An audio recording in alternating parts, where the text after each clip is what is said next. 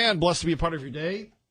Let's go to John Decker on Fox News Radio, live at the White House. And, John, you got a lot of run yesterday from your question to Sarah Sanders. Rush Limbaugh mentioned you several times during his program. Of course, we caught it. And who would have ever thought that a question that you would bring up, which you do quite often, would get so many people talking? Good morning. Good morning. You know, a lot of this is news to me, I have to tell you, Kevin. I asked my question yesterday, a few questions in which I quoted from some very prominent Republicans who have been critical of the president, one being South Carolina Senator Lindsey Graham, and the other being South Carolina House member and member of the Senate Intelligence Committee, Trey Gowdy.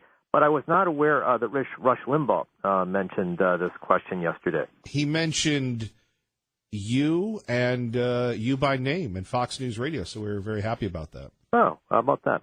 I was not aware of this. So that's very nice. I hope in a kind sense, or in a derogatory sense. No, it was a very kind sense of his tone, which brings us to this question that all of a sudden you have, the rumor mill gets going. And, John, I noticed with you ask a very tough, objective question, yet it never gets personal. On the other hand, I don't know if these are your observations or not, it can get testy in your room with Sarah Sanders sometimes.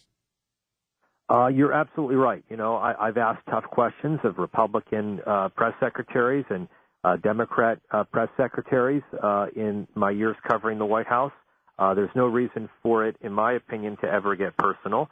You can ask a tough question, and at the end of the day, you can still have the respect of the person that you're questioning. So I think that that's the case with Sarah. She recognizes that I have a job to do. And, if you're good at your job, there are no gotcha questions. I've always maintained that. First of all, I don't believe in gotcha questions, and I never throw them Sarah's way. And, in terms of what I asked her yesterday, she is very much aware of what Lindsey Graham and Trey Gowdy had said over the weekend on Sunday morning shows about the president and the possibility of Bob Mueller being fired. So she was very prepared for that question. So she handled it very well. But to your question, yeah, there are some people in the room that make it personal. There's no reason for that. I think it takes away from what it is that you're trying to do, which is trying to elicit some information which would be useful to your readers, your listeners, or your viewers. That's I think the whole point of the press briefing. Yeah, again, it's almost like a Saturday Night Live parody on steroids where, are you going to fire Bob Mueller? Well, then fire Bob Mueller. It's like, whoa, let's get some decaf, everybody. But anyway, the president making news yesterday talking about sanctuary cities, talking specifically about the state of California. Did anything really come from this? Well, not really. This was an opportunity for the president to meet with law enforcement officials, including state attorneys general from around the country. Arkansas's attorney general was there. I think that she was the most prominent critic of sanctuary cities who was at this meeting yesterday. Some members of Congress were there as well. And this comes just, less than a week or so after the Justice Department brought a lawsuit against California for its laws, which essentially provide sanctuary state status to illegal immigrants. And the president has been, making a point of saying how this usurps the federal government when a state does that. That's the reason for the lawsuit.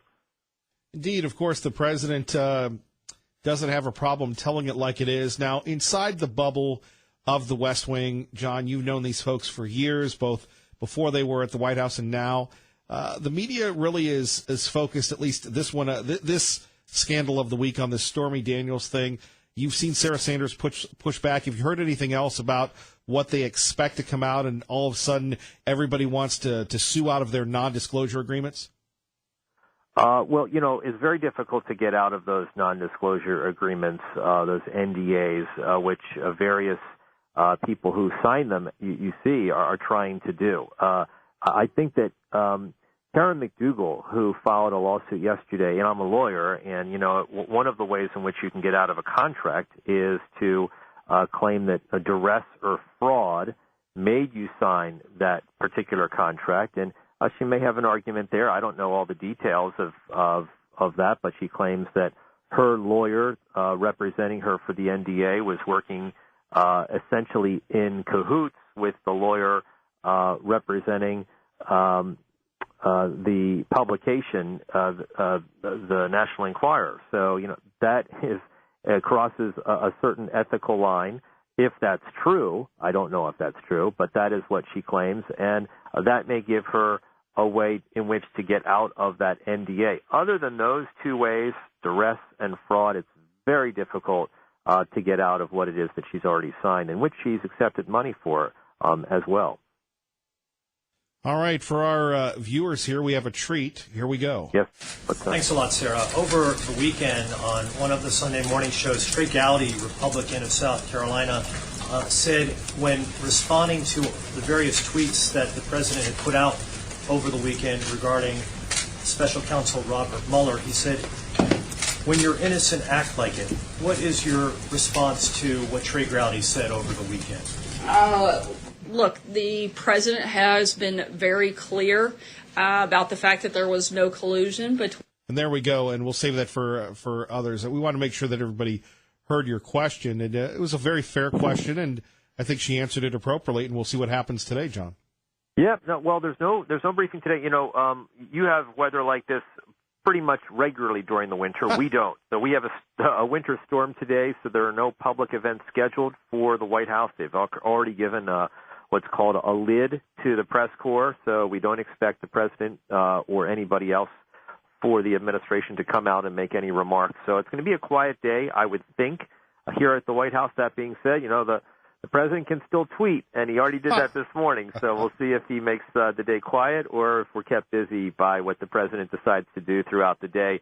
But I know, look, we may be expecting at most 6 inches, and that is nothing compared to what you may get on a typical winter storm out in Boise. John Decker, we appreciate you, sir. Thank you.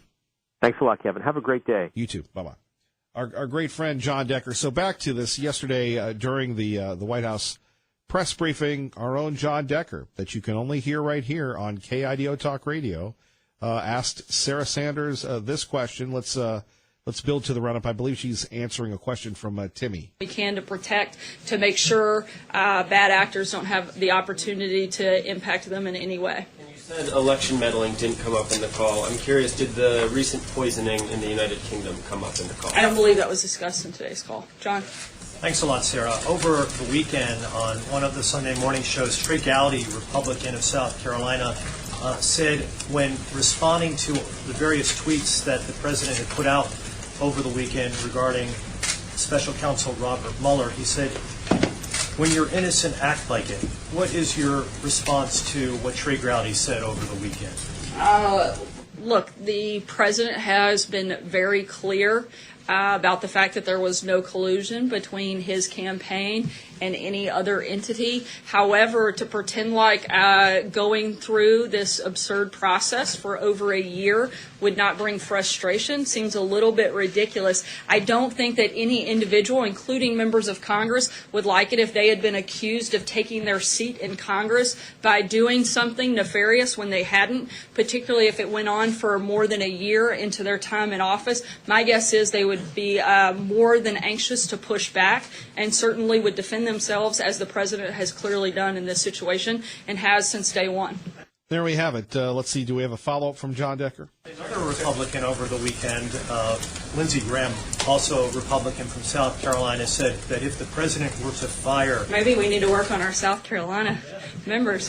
He said that if the president tries to fire Robert Mueller, it would be the beginning of the end of his presidency. What's your response to what Lindsey Graham said? As White House counsel Ty Cobb said earlier this week, the White House yet again confirms that the president is not considering or discussing the firing of Special Counsel Robert Mueller. Bless you.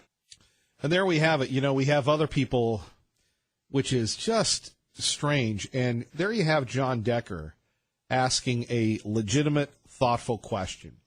And this is why people don't like the press, that have an issue with the press.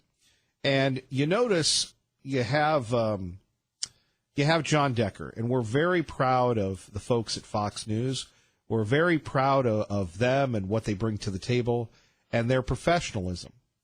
And yet you have other folks that, are aligned with, the libs, whether it's ABC or CBS or CNN, particularly CNN, that they're almost like salivating when they get questions.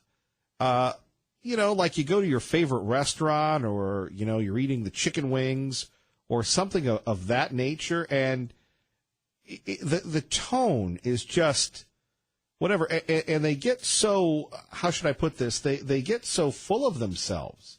And you just heard John Decker, and again, we're very proud of him, exclusively going to the White House each and every morning when we can get a hold of him. He talks to the big newsmakers. Now, what I'd like you to do here at KIDO Talk Radio, there's a CNN reporter that just kind of loses it. And you'll see this in a minute here.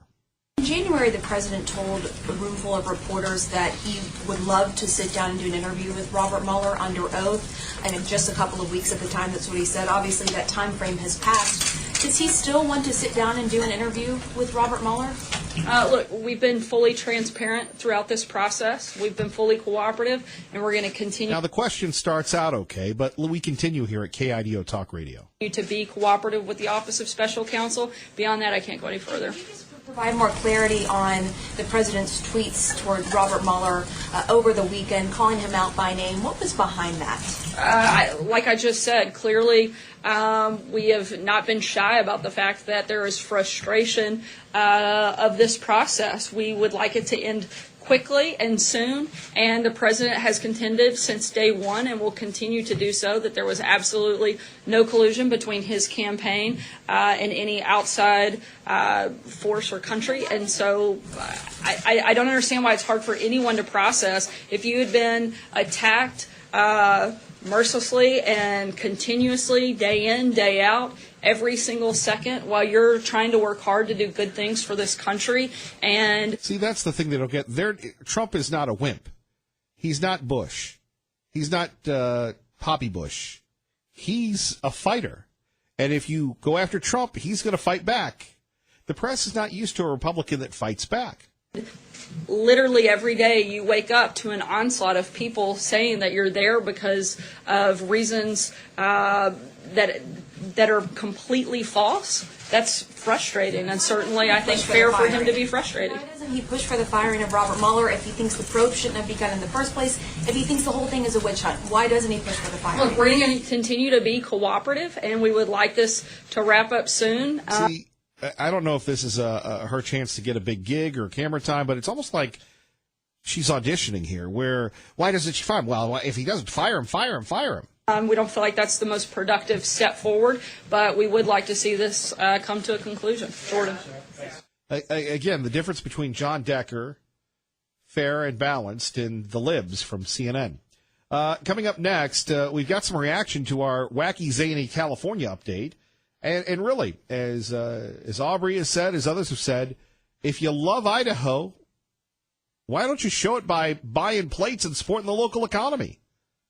Quit insulting everybody by flying the flag of California. You want to fly the flag of California? Go back, go home. Kevin Miller, KIDO Talk Radio. And we drive on from our man Jim. Hey, Kevin, you can still spot them, Kevin. Even with the Idaho license plates, they still drive like Californians. Me first and, quote, screw you. Ooh. Kevin, this is from our friend Terry in Caldwell. Been listening since your beginning here in Idaho. Well, thank you very much, Terry. I appreciate it. Have you noticed lately a dearth of your callers are actually born in Idaho? I'm a carpetbagger, too, but at least I married in. Just saying. I love that. I married in. Yes. And once you marry an Idahoan, chances are you're going to stay an Idahoan.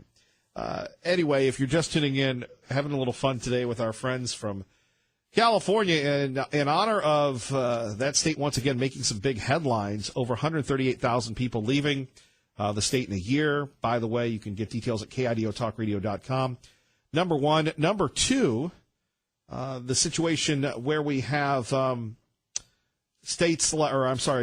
cities in states like Nevada, Colorado, Idaho, Washington just being overrun. And we see that here, so we're not alone. More people are, leaving the gem state or leaving for the gem state again and again. And, what do?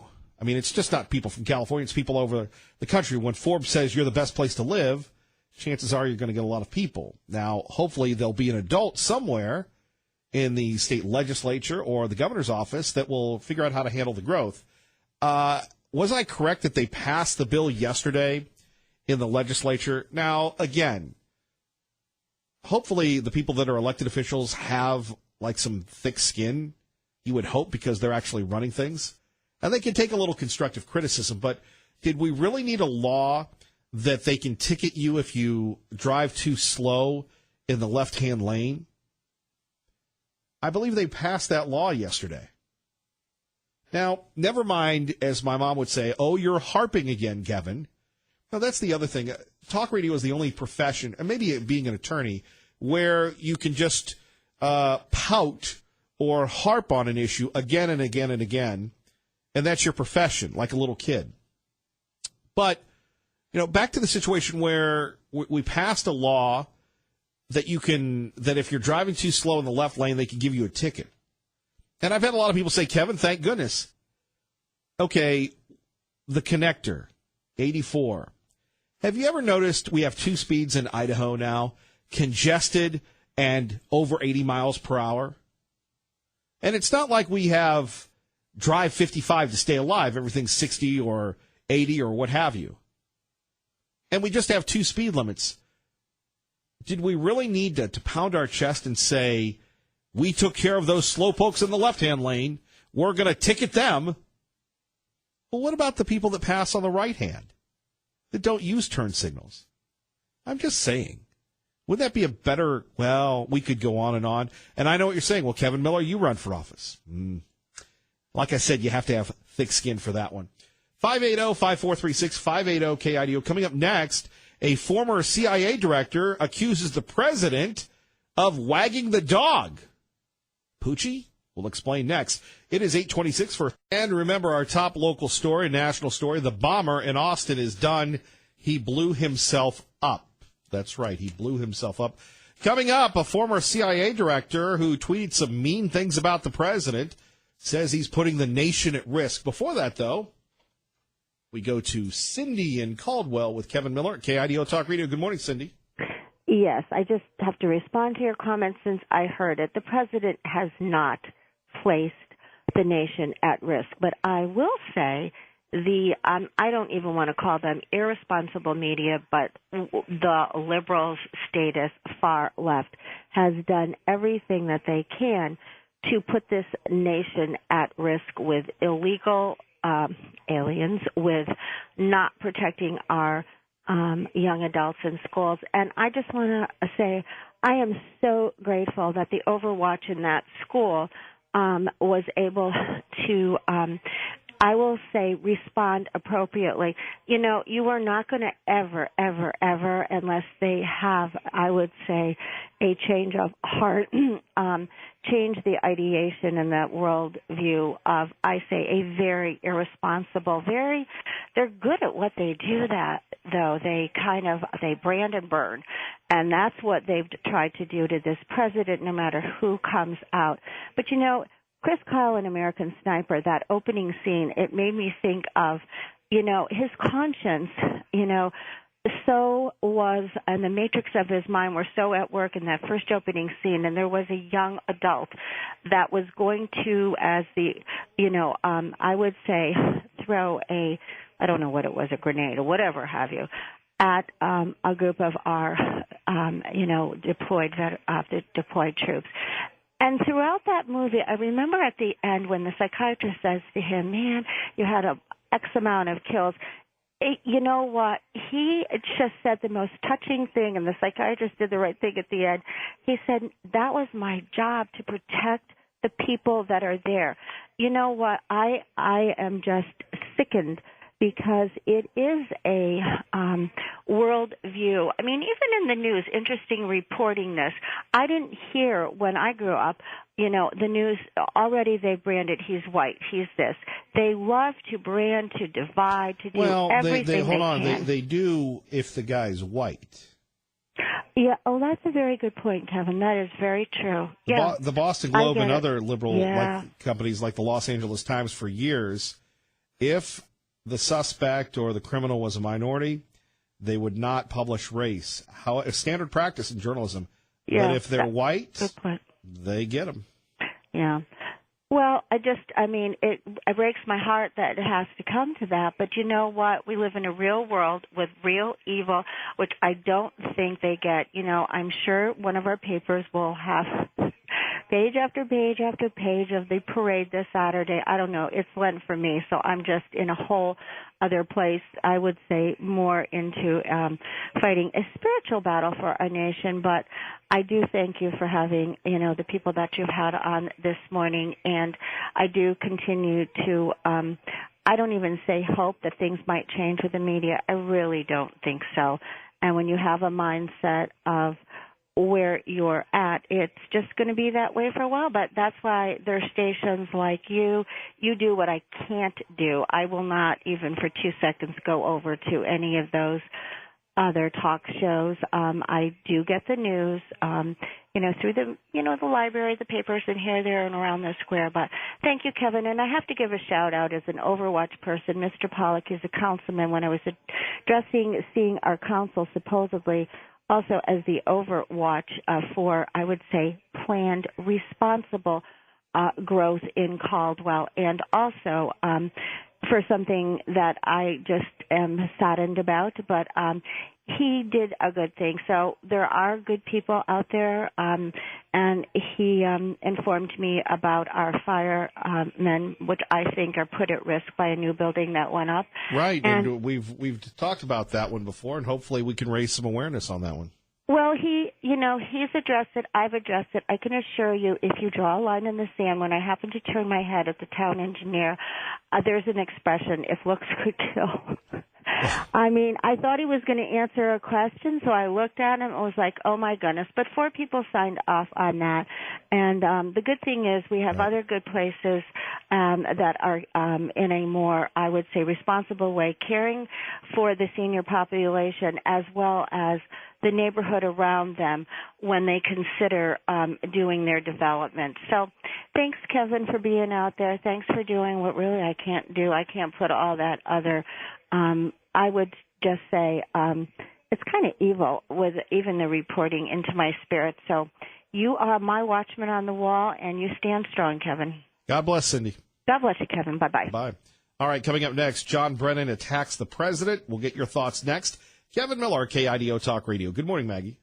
And Jeff in Nampa. Good morning. You're on with Kevin Miller at KIDO Talk Radio. Hello, Jeff. Hi, Kevin. How you doing? Not bad. And you? Doing well. No, I was just calling because I'd heard through your program about the Californians and their driving. And I don't know. I think Idaho's trying to figure out what life's like now with all the change of the great number of people moving in. And I was just thinking about what you were saying about Californians. And there was a time, I'm a pastor of a church in the Valley, and there was a time where I, just out of curiosity, asked our people if they had moved to the area from California, if they would stand in our congregation. And over half of our people stood up. And it was a surprise to me to see that many had moved here from California. And, of course, not just California, but the coastal states largely. And I don't know. I think it's a good thing to see people who are of conservative nature, and the way I see it, they're what many people would say fleeing the coastal states. So I'm glad to see these people coming, and I would just say Californians don't have a corner on bad driving. Yeah, but how about my license plate issue, Paul? Am I making too big of an issue of that? Oh, I don't know. I gave my daughter worked at a camp in California this last year, and she came home wearing a California shirt, and I gave her a hard time, just playing around with her. I said, you're going to have a hard time wearing that here in my house. So we were, just joking around about it. But the point is, people have good connections with family and friends there. I think, obviously, Idaho people would be concerned about bringing the politics of California to the state when we recognize it. Most of the people, at least as far as I can tell, coming are really fleeing that system. But the truth is, Idaho is an attractive place to be. And I think it's the greatest place to be in the United States. I think it's a wonderful place to live. And I think both liberal and conservative people are understanding that. I think the vast majority that are coming here do have a mindset that fits Idaho. And yet you're going to get a mix because it is an attractive place to be. I mean, there's no doubting that. So I think on the license plate thing, it just takes some time maybe. And I think my first experience with people coming from one state to another was when I was in Vermont. And there's some competition between the states back there in the New England area. And the first time I saw it was a license plate that said, "Welcome to Vermont, now go home." And I really don't think that's who most of Idaho is. I think most of us here are loving people and enjoy people, and we enjoy our state. Well, and that's what I don't think you're going to get anywhere. Right, but that's what happened to the state of New Hampshire. They welcomed in the libs, and now the libs have taken over New Hampshire from Massachusetts. Well, yeah, I think that really just becomes a matter of people being active with politics in the sense of having their voice heard and making sure when it comes time to vote, they get out to vote. So, it's just being active and being a part of the political system, and I think everybody has a responsibility to do that. And we have to ask ourselves, was Idaho really safe before anybody moved in? We just have more people now, and if you really want Idaho to be a state that you continue to love, you've got to be involved politically and make sure your voice is heard. Well, Jeff, God bless, and thank you, sir. Hey, thanks for all you do, Kevin. Take care now. Bye-bye. Bye-bye. There we go from Jeff, a pastor at a church, to the other end of the moral and ethical spectrum, Ronnie from Caldwell at KIDO Talk Radio. Good morning, sir. Good morning. What's that supposed to mean? Well, you're a sinner like all of us, right? Dude, we're all sinners, man. Yeah, some of them are worse than others. Right, and you set the standard. I don't know about that, dude. I've been pretty clean for a long time, ever since you changed my life in magical ways. And okay, I don't really know how that sounds, but we're an inclusive, tolerant show. Go ahead. And dude, when we've been like buddies as long as we have, radio buddies, you can pretty much say anything to me, man, and I could listen to it, and sometimes you make me mad, but I just come back at you, and sometimes I wonder if I'm at the Walmart there, living there, that you're just going to come up and just give me a side kick to the face. Now, I would never do that to you, Millie, but I might give you like an atomic wedgie or even a wet willy in the air. Ooh. I'm sorry. We've gone off the tracks here. Wet willy, what would you like to talk about? It was the point that I was making, though, dude, is we used to do some really bad things when we were kids to one another, and we never, it was bullying, it was mean, but we never killed each other, and we never committed suicide because we were upset. Dude, that's just life, man. And if you can't handle that stuff, somebody's raising you wrong. That's all I got to say about that topic. But, hey, what I was really calling about is one of the things that you're leaving out about California, dude, is a lot of people are coming in here, dude, but a lot of hot chicks, too. Well, what do you mean by that? How do you know they're from How do you know they're from California? Is it how they dress? Now, I do what you said to do. I watch for the plates. And I see the California plates, and I go, check that out, man. That chick's hot. I saw a chick yesterday with California plates, and I swear to God, I think it was Stormy Daniels. You think Stormy Daniels is in the Treasure Valley? I think so, dude. Or someone that looks like Stormy Daniels. Where did you see this Stormy Daniels lookalike? She was over off of what's that, Milwaukee, right by the mall. By Barnes and Noble, buying a The Art of the Deal from Trump? I don't go into Barnes & Noble, dude. I think you're the only guy that goes in that store. Well, it is my hangout. And it's sort of weak, too. You should go to a better place. But that's what I'm thankful for, man, is that California's bringing in hot chicks. And for dudes like me, there's nothing better than a bunch of hot chicks cruising around, because they're going to need a dude. Well, these days, maybe not. You bring up a good... Adam in Boise, good morning. You're on KIDO Talk Radio. Yeah, hey, Kevin. Thanks for taking my call. Yeah, I know this is probably beating a dead horse here, but the California issue, I'm actually a foreign invader, but not from the left coast. I'm from Florida originally. East of the Great River, yes. Yes. And I moved here in 2013, but I had no idea it was such a popular place for Californians to move to.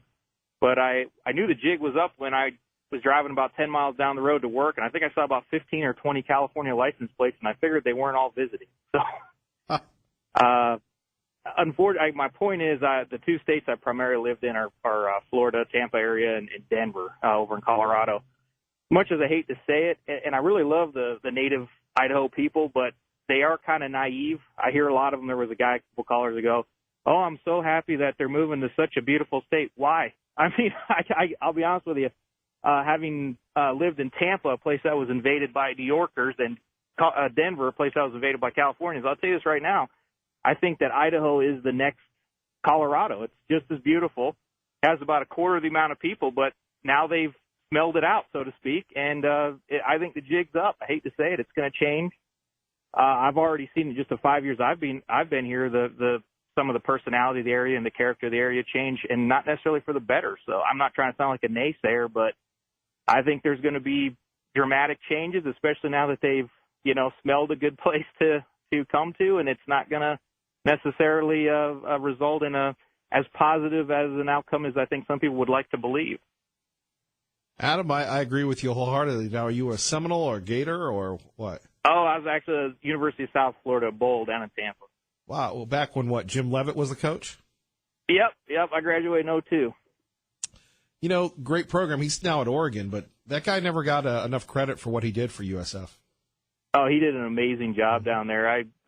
We had a first year that the program was there was 1997. I think was their first year in existence, and what he was able to do in a very short period of time. Now, you're a very talent-rich state, but still, the fact that he was able to do what he was able to do in a very short period of time was amazing. I think he didn't get a very fair shake when he got fired there, but it is what it is. Well, Adam, thank you for the call. Really appreciate you listening. All right, thanks, Kevin. Thank you. All right, Adam, talking a little Florida football here at KIDO Talk Radio, but, it comes down to this. We see the uniqueness, the friendliness getting a little distorted, a little diluted.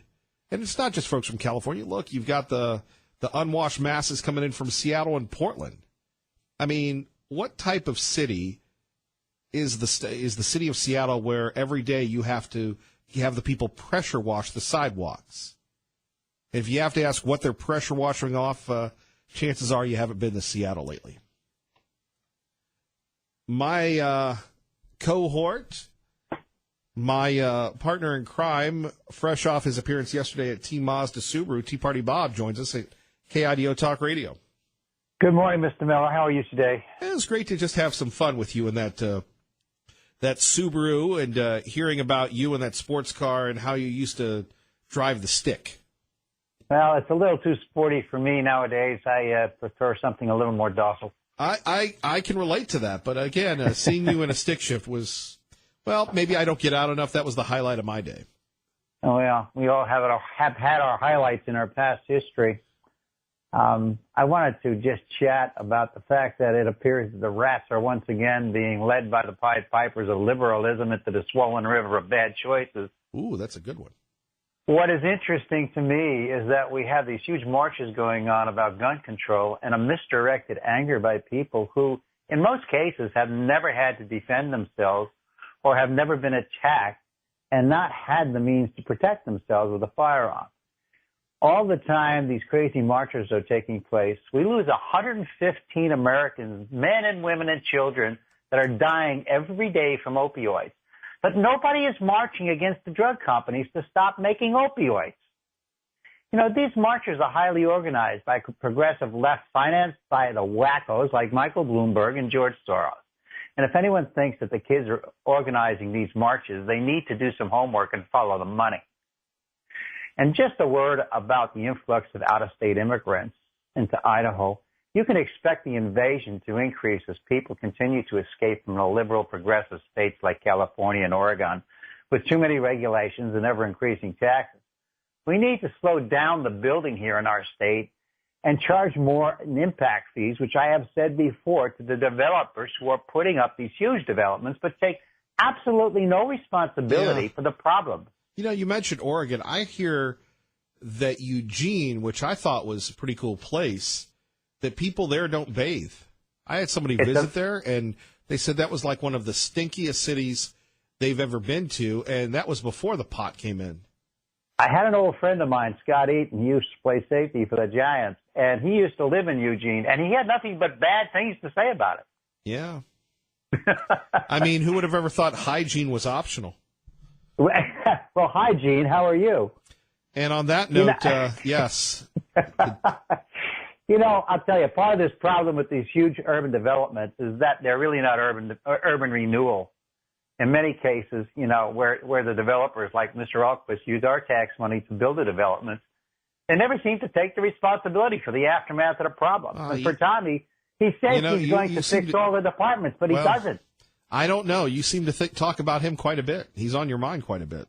Well, hey, listen, you know, when I look at what he's doing, and Labrador says we're going to stop and put a moratorium on the urban development projects and cut taxes to 5%, I have to think about those things. I see that. You know, how many talking points can you get out here? You know, when I'm cutting you off, that means I'm like running late here. That's the hint. Oh, yes, I see the time. You better go. All right. Thank you, T-Bone Bob. All right. Coming up next, we'll hear from Brian in Pro-Life, I promise. KIDO Talk Radio. KIDO. Pro-Life, good morning. You're on KIDO Talk Radio with Kevin Miller. Yeah, you know, the way to keep Idaho like it is when employers find somebody coming from some other state, anywhere, you know, maybe even inside of Idaho, to interview them on their morals, their politics, their faith, and things like that, and make that a major decision-making deal when they hire somebody. And say if somebody's a swinger, adulterer, a fornicator, find a way to fire them. And that could that really is the best way to keep a society straight, you know. Otherwise, because people that are liberal sexually, they're liberal politically. And so, Pro-Life will put that right next to Welcome to Idaho. Thank you. All right. We'll see you. Bye. All right. Brian, you'll bring us home on KIDO Talk Radio. Good morning. Hey, Kevin, I just wanted to bring up the point that, you know, we had a bunch of kids marching down at the Capitol against guns. I bet you if you went down there and had them raise their hands, the number of them that were out of state, you'd be surprised by how many of them were. And if people don't quite realize how that's affecting our politics, I don't know what else to say. Brian, great point. Thank you. You bet. All right. Thank you for listening to KIDO Talk Radio. Coming up tomorrow, much more on the march for, well, I guess to end the madness. Although many people say this is not anti-gun, we believe that it is. And remember, in the words of Eric Holder, we need to do this every day of the week and just really brainwash people into thinking about guns in a vastly different way. God bless and keep the faith.